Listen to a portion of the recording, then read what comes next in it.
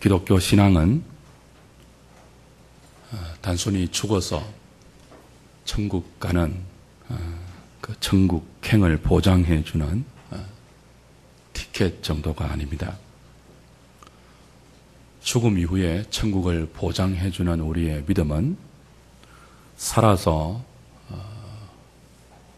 존재하는 모든 우리의 삶의 현장에서 마땅한 하나님의 사람으로서의 인격과 성품으로 연결되어 나타나고 발휘되어야 합니다.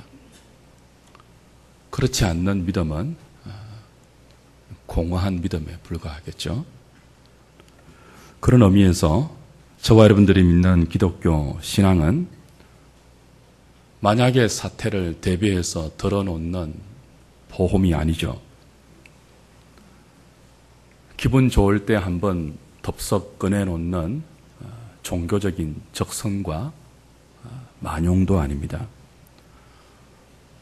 기독교 신앙은 매일매일 하나님의 말씀을 붙들고 우리의 일상을 치열하게 살아내면서 때로는 실패하기도 하고 때로는 넘어지기도 하고 말씀 안에서 울고 웃으며 그렇게 우리 자신도 모르는 사이에 나무의 나이테처럼 사여져 가는 과정입니다. 그 과정 속에서 하나님 말씀을 붙드는 것만큼 하나님의 아들을 아는 것과 믿는 것이 하나가 되어가는 자라남, 그 성화가 바로 기독교 신앙의 핵심적인 내용이라고 할 수 있습니다. 지금 우리는 에베소서를 통해서 이 성화, 자라남을 위해서 하나님이 이 땅에 세우시고 허락하신 교회의 교회됨을 배우고 있습니다. 그런 면에서 볼 때 교회의 가장 중요한 사명은 어떤 일을 계획하고 그 일을 성취하는 것이 아닙니다. 그 일을 계획하고 진행해 나가는 모든 과정을 통해서 참여하는 성도 한 사람 한 사람, 지체 하나하나가 하나님의 사람으로 자라게 하는 것이 교회의 가장 중요한 사명이라는 것을 우리 확인받고 있죠. 저와 여러분들은 주께서 허락하신 그리스도의 몸된 이 교회를 통해서 자라가야 합니다. 어디까지 자라가야 합니까? 우리 지난주에 보았던 13절에서는 우리가 다 하나님의 아들을 믿는 것과 아는 일에 하나가 되어 온전한 사람을 이루고 그리스도의 장성한 분량이 충만한 데까지 자라야 한다. 그렇게 요구받았습니다. 하나님께서 저와 여러분들에게 원하시는 것은 자라는 것인데 어디까지 자라라 한다고요? 그리스도의 장성한 분량이 충만한 데까지입니다. 예수님의 아기 시절도 아니고 예수님의 청소년기 시절도 아니고 십자가를 지시고 장사되어 사흘 동안 무덤에 계시며 죽음 가운데 부활하신 장성한 분량의 그리스도, 그 수준에까지 하나님은 교회를 통해서 몸된 우리들을 자라는 것을 목표로 오늘도 은혜를 베푸시고 은사를 주시고 직분을 허락하셔서 그 일을 하나님의 삼위 하나님의 지혜와 능력으로 진행해 가고 계십니다. 그래서 저와 여러분들은 자라야 합니다. 그걸 위해 교회가 존재하니까요. 이 편지를 쓰고 있는 자라라라고 이 편지를 쓰고 있는 사도 바울도 편지를 쓰고 있는 중에도 자라고 있는 사람이죠. 다메섹에서 사도 바울은 그리스도를 만났습니다. 바뀌었죠. 사람이 바뀌었습니다. 그 이후로 그는 계속 자랐어요. 아라비아 광야에 있을 때에도 1차 전도 여행을 다닐 때에도 다메섹에서 주님을 만날 때와 1차 전도 여행을 갈 때는 또 다른 바울이었습니다. 자라 있었습니다. 1차 전도 여행을 마치고 2차, 3차 전도 여행을 갈 때의 바울은 또 1차와 다른 더 성숙한 사람이었습니다. 3차 전도 여행을 마치고 예루살렘에 죽기를 각오하고 올라갔잖아요. 그리고 예상한 결박을 당하고 제수의 신분으로 로마로 압송되어 로마 감옥에 갇혀서 지금 에베소서와 빌립보서를 쓰고 있습니다. 이 감옥에 갇혀 에베소서를 쓰고 있는 지금은 또 3차 전도 여행을 마칠 때와는 또 다른 수준으로 사도가 자라 있습니다. 감옥에 있는 사도가 감옥 밖에 있는 자신이 그 고난 중에 세웠던 주의 몸된 교회, 에베소 교회의 지체들을 향하여 실천적인 믿음의 항목을 교훈하면서 가장 먼저 내뱉는 가르침이 뭐죠? 너희는 성령의 하나 되게 하신 것을 힘써 지키면서 너희 모두가 하나님의 아들을 아는 것과 믿는 일에 하나가 되어 온전한 성숙한 사람을 이루고 그리스도의 장성한 분량에 이르기까지 자라야 한다. 감옥에 갇혀있는 그가, 계속 자라고 있는 그가 성도들에게 자라남을 요구하고 있죠. 왜 이렇게 자라남을 강조하면서 이 자라는 것을 중요하게 바울이 가르치고 있을까요? 자라지 않으면 큰일 나는 어떤 내용이 있기 때문에 그렇죠. 14절을 다시 한번 보십시오. 같이 읽을까요? 시작. 이는 우리가 이제부터 어린아이가 되지 아니하여 사람의 속임수와 간사한 유혹에 빠져 모든 교훈의 풍조에 밀려 요동치 않게 하려 함이라. 자라지 않으면 어린아이로 머물러 있게 된다고 합니다. 모든 기독교 신앙의 출발은 어린아이부터 시작하지만 그 어린아이에 머물러 있어서는 안 된다는 게 지금 성경의 가르침이죠. 자라지 않으면 어린아이에 머물러 있게 되고 어린아이 수준에 머물러 있게 되면 어떤 일들이 발생하죠? 사람의 속임수 그리고 간사한 유혹에 속아서 모든 풍조에 밀려 이리저리 요동치는 일들이 일어나기 때문에 자라나라고 요구합니다. 사람의 속임수에 속는다 그랬는데요. 우리가 자라지 않으면 교회를 통해서 주께서 허락하신 은사와 이 가르치는 직분을 통해서 말씀을 공급받고 그 공급받는 말씀을 부여잡고 우리의 모든 일상에서 하나님의 사람으로 구체적으로 살아내는 이 과정을 통해서 자라나지 않으면요. 사람의 속임수에 속는데요. 간사한 유혹에 속는데요. 여기 속임수라는 말은 옛날 성경에는 괴술이라고 번역했죠. 주사위라는 헬라어 단어 퀴보스에서 파생한 퀴네이아라는 단어인데요. 주사위를 던져서 도박할 때 쓰는 단어예요. 그러니까 그냥 속임수가 아니고 도박할 때 타짜들이 순진한 사람을 속여서 그의 전 재산을 탕진하게 만드는 악랄한 속임수가 뭐예요? 여기 사람의 속임수라고 할 때 속임수라는 단어예요. 사실 도박 자체가 속임수 아닙니까? 우리가 신앙이 자라지 않고 어린아이 수준에 머물러 있으면 신앙이 도박의 형태로 고착될 수 있다는 것입니다. 여러분, 왜 도박에 빠진 사람들이 인생을 망칩니까? 한 판을 기다립니다. 이번만, 한 판만 따면 전세가 역전된다는 거죠. 딱 한 번만, 한 판만 하다가 결국은 망할 때까지 가는 것입니다. 주사위 노름에, 화투에, 카드에 자신의 전 인생을 건다는 것은 얼마나 어리석은 것입니까?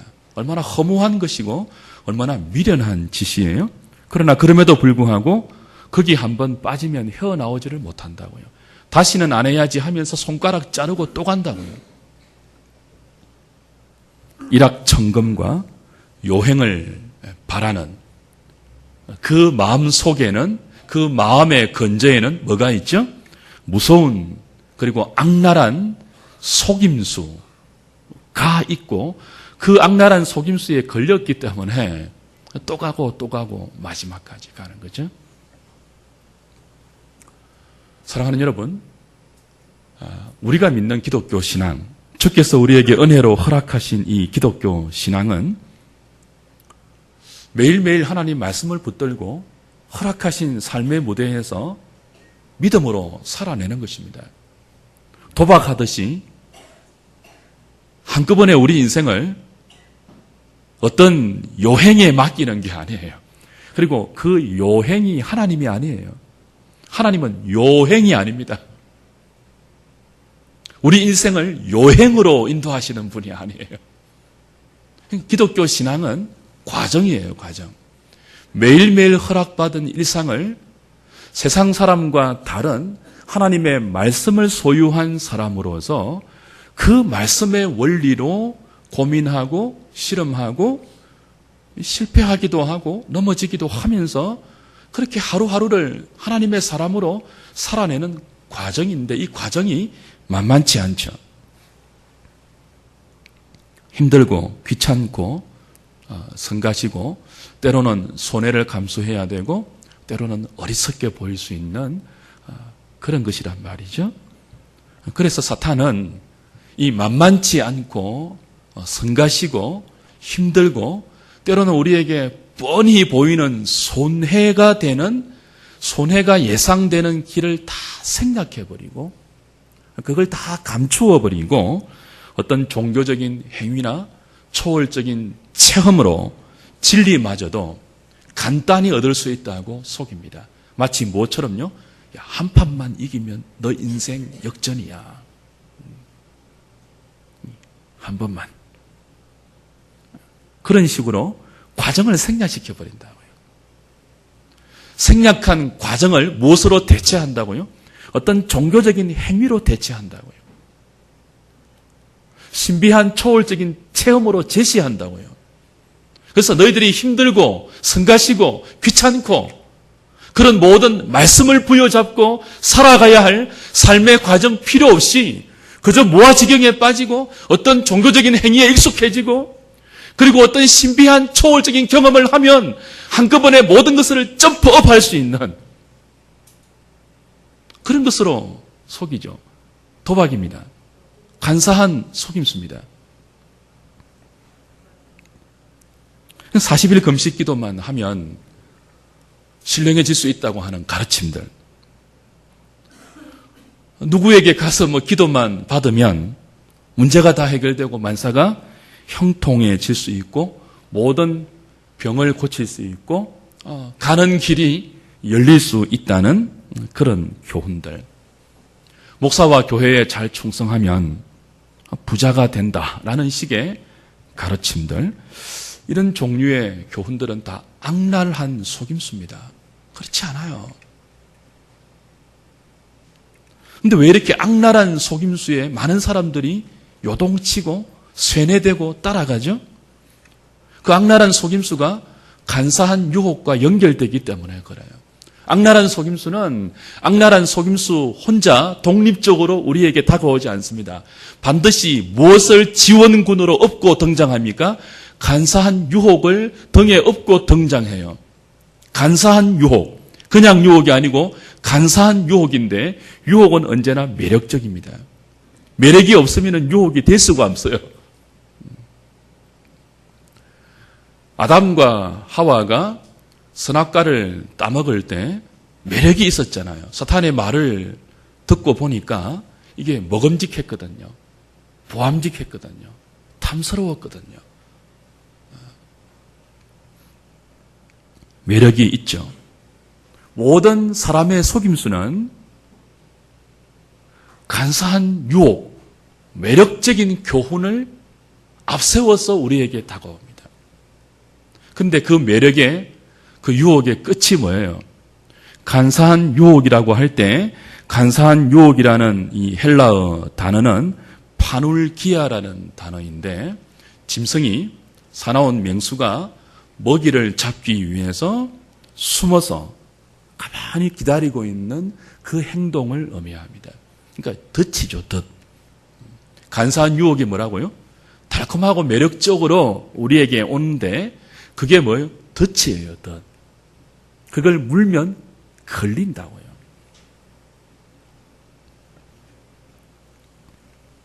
예수 잘 믿으면 부자 된다. 이걸 덥석 물면요. 그게 전부 틀린 말은 아니지만 부자가 안 되면 걸린다고요. 여러분 다 부자 아니시잖아요. 예수를 잘 믿는데 부자가 안 되신 분이 얼마나 많아요. 더 많죠.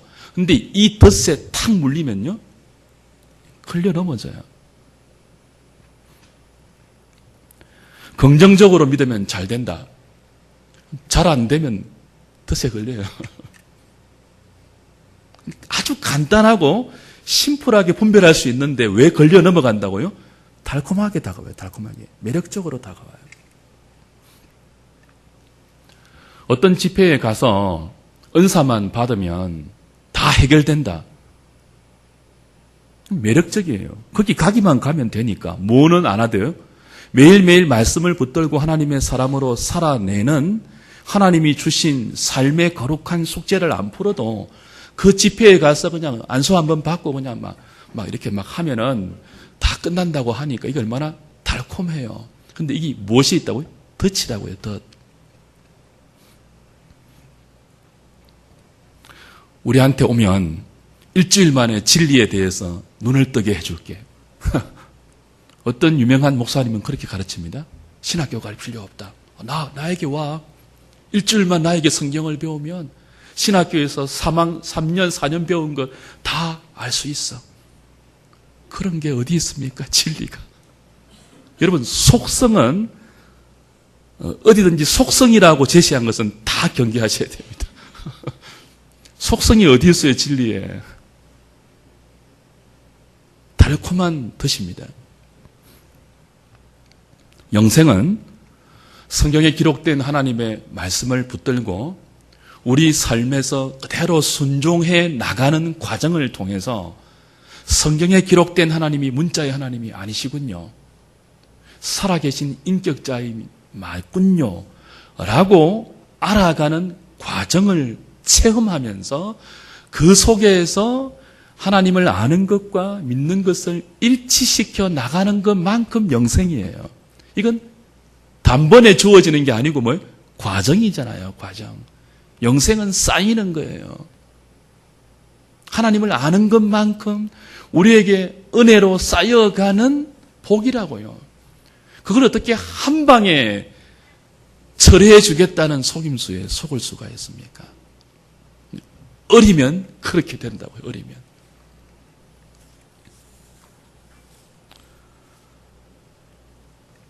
여기에 걸리면 이제 온갖 교훈의 풍조에 밀려 이리저리 요동하게 되죠. 어린아이의 특징이 집중력이 약한 거잖아요. 호기심에 강하잖아요. 신앙의 어린아이도 그렇습니다. 진리에 대해서는 집중력을 가지지 못해요. 근데 자기가 소원하고 자기의 호기심이 발동될 수 있는 영역에서는요, 놀라운 집중력을 발휘하지만 정작 무거운 진리에 대해서는 산만하죠. 견뎌내지를 못해요. 이런 영적 어린아이들에게 사탄은 두루 돌아다니면서 삼킬 자를 찾는데 그냥 확 달려들지 않고 간사한 유혹이라는 치명적인 매력을 온갖 교훈의 풍조에 담아서 사람의 속임수로 제시한다고요. 도박처럼. 화투나 카드나 주사위처럼. 여기에 네 인생을 한번 걸어보지 않을래? 여기에 너의 믿음을 한번 걸어보지 않을래라고 제시한다고요. 이런 여러 가지 세상 교훈이 간사한 유혹이라는 매력으로 무장해서 우리에게 제시되는 많은 가르침들 있잖아요. 우리 주위에 팽배한 이런 가르침들이 있잖아요. 제가 일일이 열거 안 해도.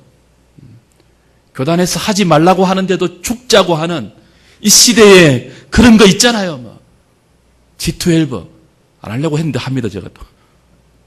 두날개, 알파, 가정교회, 영적 다단계도 아니고 그게 뭡니까 도대체. 성경의 영적 다단계가 어디 있어요? 이런 모든 세상 풍조의 간사한 유혹을 도배해서 사람의 속임수로 우리 주위에 팽배한 이런 거릇된 가르침에는요, 뭐가 없다고요? 과정이 없어요. 과정이. 매일매일 허락받은 우리의 일상 속에서 하나님이 우리에게 주시는 그 말씀을 붙들고 하나님의 사람으로 살아내면서 마땅히 맺힐 수밖에 없는 거룩한 고민과 그 고민에 동반되는 기도의 몸부림과 그 속에서 끝없이 하나님께 물어보는 이 과정을 통해서 비로소 우리의 인격과 우리의 지성과 우리의 모든 삶의 영역 가운데 쌓이는 하나님을 알아가는 기쁨과 그 하나님을 알아가는 순전한 지식 가운데 맺혀 있는 참된 믿음이 없다고요.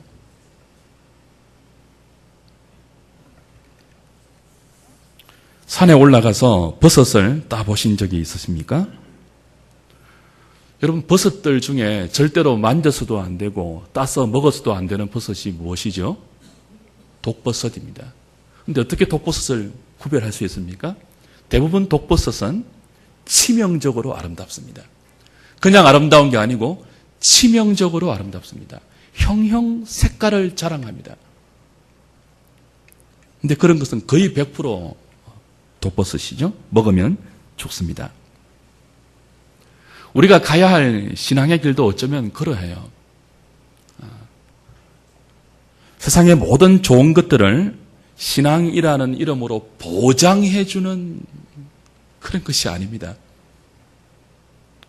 쉽고 평탄한 길을 제시하는 그런 가르침도 아닙니다.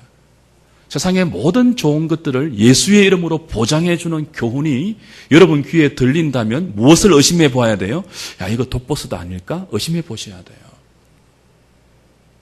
쉽고 평탄한 형통대로의 길을 여러분에게 제시하는 가르침들이 여러분 주위에 근접해 올 때 무엇을 의심해 보아야 한다고? 이거 독버섯 아니야?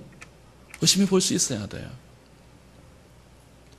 저와 여러분들이 믿음으로 살아내야 할 삶의 정황들은 결코 로맨틱하지 않습니다. 얼마나 치열한 생존 경쟁인데요. 신, 불신을 막론하고 이 땅에서 인생으로 살아간다는 자체가 만만치 않습니다. 치열합니다. 아름다운 그림이 아니라고요. 살벌합니다. 우리의 믿음은 이 살벌한 일상의 전쟁 속에서 말씀을 풀어내어 우리의 인격과 성품으로 녹여내고 그래서 그 녹여진 우리의 인격이라는 신앙의 그늘 속에 살벌한 인생 전쟁에 지친 영혼들이 들어와 쉴 수 있을 정도의 사람이 되어야 하는 거예요. 사람이. 하나님의 사람이란 그런 거예요. 나 예수 믿었다. 봐. 이 살벌한 생존 전쟁터에서 하나님의 도우심으로 진군하고 승리한다. 부럽지. 그러면 예수 믿어. 이게 아니라니까요. 만만치 않습니다. 기독교 신앙이 그렇게 간단한 게 아니죠. 인생보다 더 복잡합니다. 요즘 우리가 욥기를 보면서 배우지 않습니까? 우리나라 그 성인들이 제일 좋아하는 책 중에 삼국지가 있죠. 후한 말부터 위촉, 오나라의 삼국시대를 거쳐서 진나라에 의해서 천하 통일이 이루어지기까지 유비, 관우, 장비, 조조, 동탁 등 수많은 영웅 호걸들을 등장시켜서 권모술수와 임기응변으로 얼룩진 싸움을 보여주는 한편의 기가 막힌 스토리입니다. 이 삼국지는 어느 정도 실화가 바탕이 된 것에 허구의 흥미를 덧입힌 소설이죠. 편집한 거죠. 왜 수많은 사람들이 삼국지에 열광합니까? 거기에는 무슨 수를 썼으라도 이기는 자가 영웅이 되는 소위 승리담이 흥미진진하게 처음부터 마지막까지 들어차 있기 때문에 영적 어린아이들의 그 호기심과 발동되는 그 모든 것들을 채워주는 재미가 거기에 다 있기 때문이죠. 근데 사실 삼국지를 다 읽으면 여러분 허무하지 않던가요? 그 제갈공명이 지략이라고 말하는 그 지략이 뭐던가요? 진짜 지략입니까? 나는 그 삼국지를 뭐 기업 경영의 텍스트처럼 제시하는 사람들을 보면 이해가 안 가요. 그 지략이라는 게 따지고 보면 거짓말이라고요. 속임수라고요. 지략이라는 게. 그래서 정당한 사람들이 그 삼국지를 읽으면 1년 내내 손에 땀을 쥐는 흥미진진함과 긴장감을 느끼면서도 정작 책을 다 덮고 나면은 허무하다니까요. 소설가 황석영 씨가 황석영의 삼국지를 다 펴낸 뒤에 그 후기에 이렇게 적었습니다. 삼국지를 읽는 맛은 가슴이 설렁해지도록 밀려오는 일생의 덧없음과 회한뿐이다. 제가 말하면 잘 안 믿을 테니까 황석영 씨가 한 말이에요. 자신이 황석영의 삼국지를 편집 다 하고 나서 그 후기에 이렇게 적었다니까요. 겉모술수와 속임수가 지략이라는 이름으로 과대 포장되어서 이기고 지고 하는 그 스토리를 읽어가는 내내 흥미진진하지만 결국 다 끝나고 나면 회한만 남는다는 거예요. 그래서 어땠자는 말이지, 인생이? 만약 저와 여러분들이 믿는 기독교 신앙이 이런 삼국지 같은 현실에서 고민도 못하고 통증도 느끼지 못하고 그저 예수만 잘 믿으면 형통해진다, 승리한다, 그렇게 가르친다면 그건 독버섯입니다. 진리가 아닙니다. 그 성경적인 교훈이 아니에요. 속임수입니다. 간사한 유혹입니다. 한국인 최초로 북극점 동정에 성공한 최종열 씨가 있습니다. 이분이 북극점에 도착해서 남긴 유명한 말이 있죠. 북극점에 도착해서 나는 태극기를 꽂았다. 그리고 생각했다. 나는 과연 무엇을 위해 이 북극점에 도달하려고 지난 3년 동안 그렇게 애를 썼단 말인가? 왜 이 성공의 자리에서 나는 허무함과 허탈함에 슬퍼해야 하는가? 주 안에 사랑하는 여러분, 우리 인생에 태극기를 꼽는 어떤 위대한 흔적을 남기는 것이 그렇게 중요한 것이 아닙니다. 그보다 더 중요한 것은 여러분의 인생 속으로 여러분의 인격의 신앙이라는 이름의 그늘진 틈 속으로 이 생존 경전에 지친 영혼들이 찾아와 쉴 수 있는 하나님의 사람으로 여러분이 자라는 것이 여러분이 북극점에 태극기를 꼽는 것보다 훨씬 중요합니다. 그만큼 우리는 자라나야 돼요. 어떤 일을 성취하는 것보다 우리 인생이라는 길이만큼 하나님이 허락해 주신 한 사람 한 사람의 일생이라는 길이만큼 우리는 다른 사람이 은혜로 보장받은 나의 인생 속에 기댈 수 있는 벽이 되어 주어야 하고 내가 그리우는 그늘 속에서 쉴 수 있는 인격과 성품을 자라남이라는 내용으로 구비해야 한다고요. 그것을 가르치는 곳이 교회예요. 저는 요즘 욥기를 묵상하면서 정말 폭풍 감동을 받고 있습니다. 40대는 욥기를 읽어도 잘 와닿지 않아요. 그저 막연하게 하나님의 주권을 강조하는 성경책, 그 정도로 느꼈는데 이제 지금 욥기를 읽는 데는 달라요. 폭풍 충격이에요. 욥기의 한 절 한 절이 비록 반복되고 또 반복되어서 지루하고 난해하고 어렵지만 이 욥기의 진리가 저를 사로잡는 이 충격은 40대와는 비교가 안 되는 것입니다. 그래서 저는 결심하고 있습니다. 내 기어코 내 인생 60이 되면 그래서 주의 은혜 가운데 나의 지성이 더 날카로워지고 그 날카로운 지성만큼 나의 언어가 더 정죄되고, 그래서 하나님을 아는 그 지식만큼 내 인격에 하나님이 은혜로 허락하시는 그 그늘이 허락될 수 있다면 내 인생 60이 될 때 기어코 이 주일 낮 예배에 욥기를 강해하고야 말이라. 지금은 아직 자신이 없어요. 그 중에 하나가 내일 볼 본문입니다. 27장 1절 2절 말씀인데 이런 말씀이 있어요. 하나님은 여기까지 우리를 자라도록 사실은 요구하십니다. 욥기는 자라남의 어떤 면에서는 교과서라고 볼 수 있습니다. 욥기 27장 2절 같이 한번 읽어볼까요? 시작. 나의 정당함을 물리치신 하나님, 맹세하노니. 그렇죠? 내일 아침 본문인데 어제 저녁과 오늘 아침에 읽으면서 엄청난 충격을 받았습니다. 욥이 친구들을 풍자해서 하는 말이에요. 욥 네가 정당하지 못하다. 너 지금 잘못이 있다. 죄가 있다. 그러니까 회개하라. 네가 지금 정당하지 못하니까 하나님이 너에게 벌을 주시는 것 아니냐. 거기에 대해서 길게 항변을 하다가 27장에 오면은 그렇게 자신을 공격하는 친구들을 풍자해서 말하는데 이렇게 말해요. 어떻게 말한다고요? 나의 정당함을 물리치신 하나님, 내 영혼을 괴롭게 하신 적는 자의 사심을 두고 내가 맹세한다 그럽니다. 우리가 보통 맹세할 때는 어떻게 맹세해요? 내 기도에 응답하시는 하나님, 신실하신 하나님, 오롯신 하나님, 정당하신 자를 높이신 하나님, 그 하나님의 이름을 두고 맹세하노니 내가 정당해, 이래야 맞지 않습니까? 근데 어떻게 한다고요? 나의 정당함을 물리치신 하나님, 내 영혼에 괴로움을 주신 하나님, 그 하나님을 두고 맹세한다고요.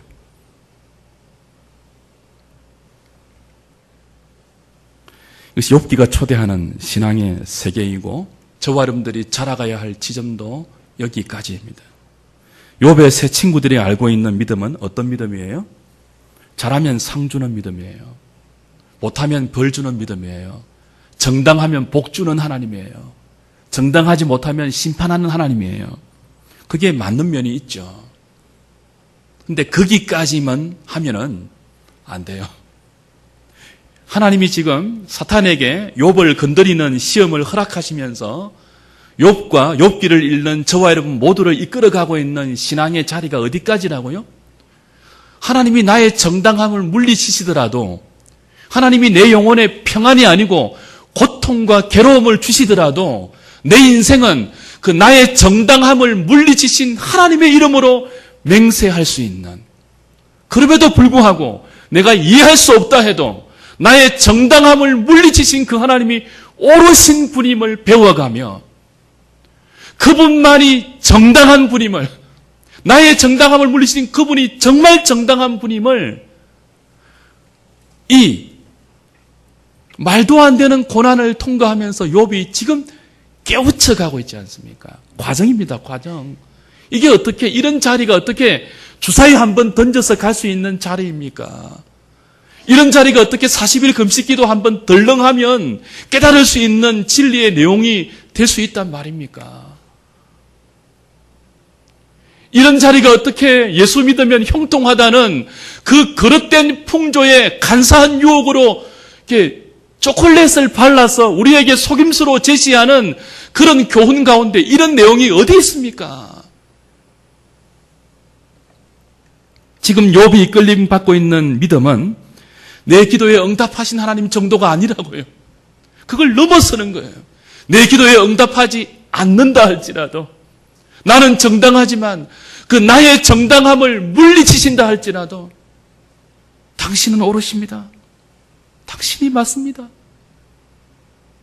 나는 주님을 붙들 수밖에 없고, 그래도 나는 주님을 사랑할 수밖에 없습니다. 그래도 내가 부를 이름은 나의 정당함을 물리치신 당신의 이름밖에 없습니다. 그 자리까지 우리를 이끌어가는 것이라고요. 이게 어떻게 쉽게 되겠습니까? 그래서 우리 일생이 필요해요. 일생이요. 교회는 그걸 위해 존재하는 공동체예요. 여기 앉아있는 여러분들을 전부 형통하게 만들어주고 아무런 고통도 없이 보장해주고 초고속 승진하게 만들어주고 그런데도 뭐예요? 하나님이 낯설고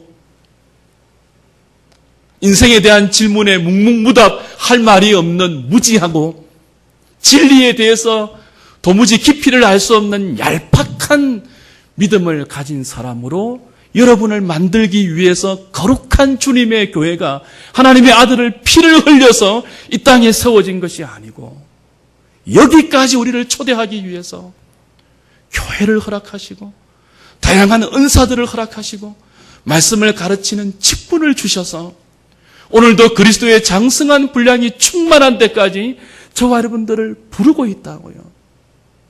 그걸 하자고요. 일상 속에서 말씀 붙들고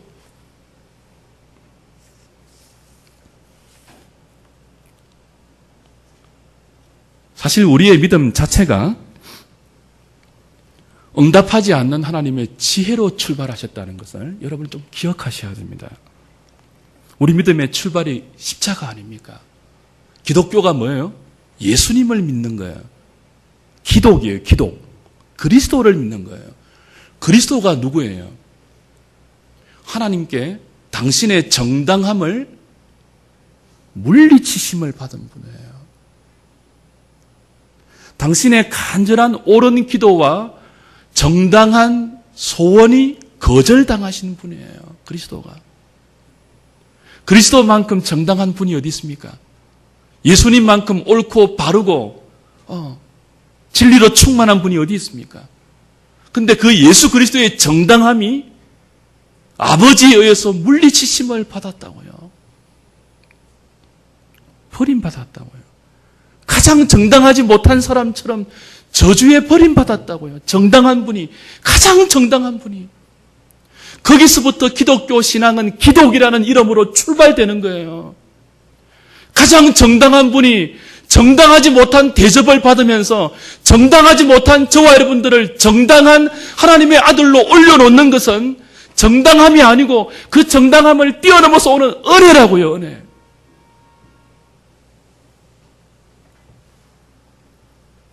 그 정당하신 그리스도가 할 수만 있으면 이 잔을 내게서 옮겨 주시고 지나가게 해달라고 땀이 핏방울이 되듯이 간절하게 기도했습니다. 그런데 하나님은 그 정당하신 분의 간절한 기도를 응답해 주지 않으셨어요. 그냥 버리셨어요.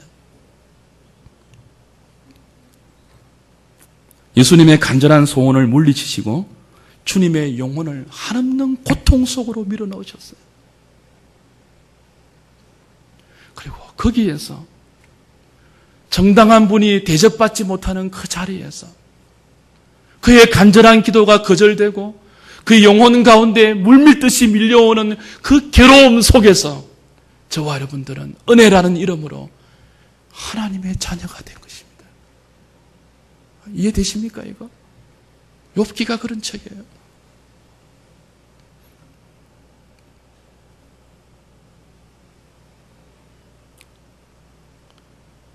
정당함을 가지고 옳고 그름을 가리는 것도 정말 귀한 것입니다. 그래야죠. 마땅히 그래야죠. 근데 기독교는 그걸 뛰어넘어서 우리에게 성립된다니까요. 세상이 알고 있는 정당함의 법칙을 뛰어넘어서 우리에게 은혜로 허락된 것이 구원이고 그리고 성화이고 자라남입니다. 정당함으로만 따진다면 저와 여러분들은 부름받을 자격도 없습니다. 기독교는 정당하지 않은 데서부터 출발합니다. 그게 은혜입니다. 은혜. 그래서 나의 정당함을 하나님이 물리치셔도 우리는 그분을 신뢰하는 것입니다. 그게 합력하여 선을 이루는 것을 믿고요.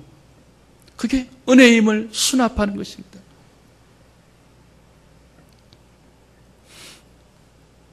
이 자리에 우리가 자라가게 되면 고난 중에 있는 지체들에게 쉽게 입 바른 소리 안 하죠.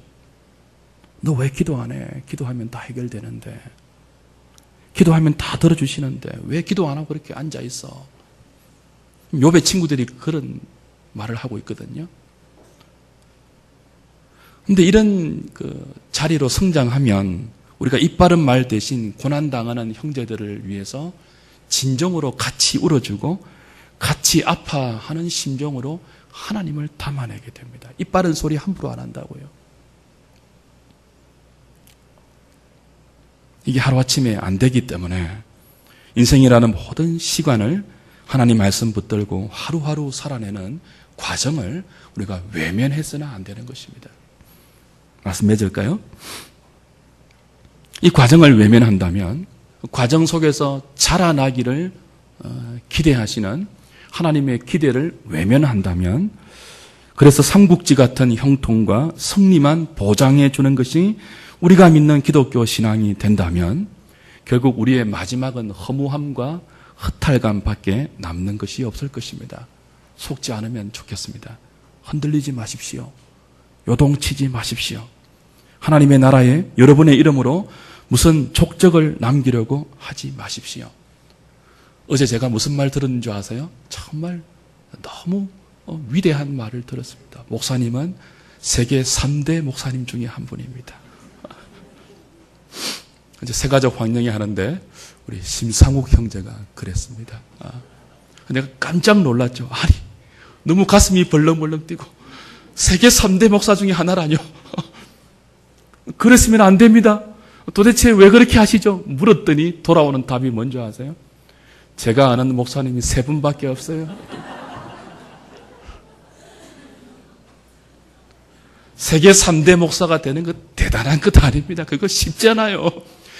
상우 형제가 2사람밖에 모르면 저는 2대 목사가 되는 거예요. 그거 뭐 그리 대단하다고 우리 일생을 걸겠습니까? 그 대단한 3대 목사 되기 이전에 자라나야죠. 여러분이 저의 인격 속에 기댈 수 있고 여러분의 인생에 굽이굽이 고난과 무거운 짐을 지고 견디다 못해 쓰러지려고 할 때 그래도 목사이기 때문에 들어와서 하소연할 수 있는 그런 성품과 인격과 편안함을 가진 하나님의 사람으로 자라는 것이 중요하지. 여러분의 고통도 모른 채 저 혼자 잘나고 유명해져서 3대 목사 되면 뭐 하겠습니까? 허무한 거죠. 허망한 거죠. 허탈한 거죠. 여러분도 그러셔야 돼요. 여러분의 인생 전체에 무엇이 되려고 하기 전에 여러분에게 하나님이 요구하시는 기대를 이해하십시오. 왜 부르셨고 왜 인생이라는 수많은 과정 속에서 울고 웃게 하시는지 그 속에서 도대체 하나님 우리에게 무엇을 요구하시는지 어른이 되어가는 한우리 식구들 되었으면 좋겠습니다. 기도하겠습니다.